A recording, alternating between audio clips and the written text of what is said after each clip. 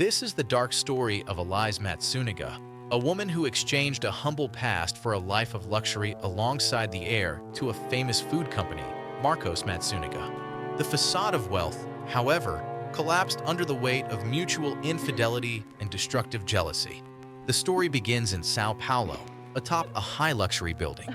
On one side, Marcos Matsunaga, the millionaire heir who seemed to have the world at his feet. On the other, Elize Matsunaga, his wife. Elize was not the typical high society lady. She had a complex background, marked by jobs as a nursing technician and, for a brief period, a high-end escort.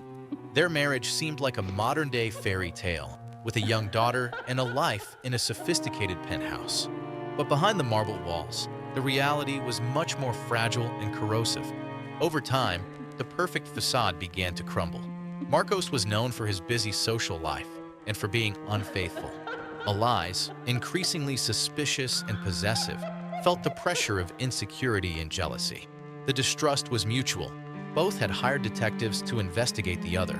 The results of Elize's investigations were devastating, irrefutable proof of Marcos's betrayal. The last spark of trust went out. The tension between them was palpable, a razor's edge stretched between love and hatred. The year was 2012. The date was May 19th, 2012. The penthouse was silent. The couple's daughter had been sent to her grandparents' house. Alone, Marcos and Elize had one final, terrible argument. What followed is the darkest part of the mystery. The sound, a muffled bang, the smell of gunpowder in the air. Elize, confronted with the betrayal, shot Marcos. His body was found with a bullet wound to the head. However, this would not be the end of the story. It would only be the prelude. The act that shocked the country came next. Elize did not panic. Her background as a nursing technician may have contributed to the unbelievable coldness of her next steps.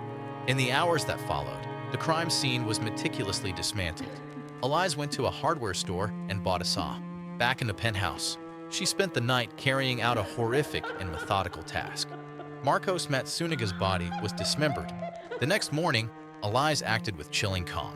She placed her husband's remains in 3 suitcases and a backpack, using them to abandon the parts in a wooded area near a farm in the city of Cotia, Greater São Paulo. She returned home and cleaned the apartment with surgical precision, while Elize tried to carry on, inventing the story that Marcos had gone missing after leaving home.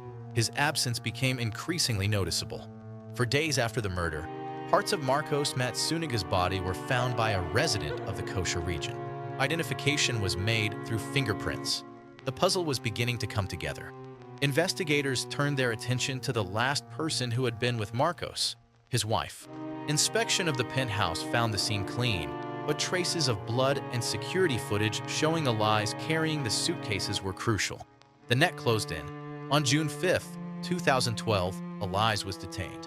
Initially, she denied it, but the pressure of the evidence was immense, and the composure she maintained broke. She confessed. Elize Matsunaga claims she shot him in emotional self-defense during the argument, and that the dismemberment was an act of desperation to conceal the crime. The prosecutors, however, argued that the crime was premeditated.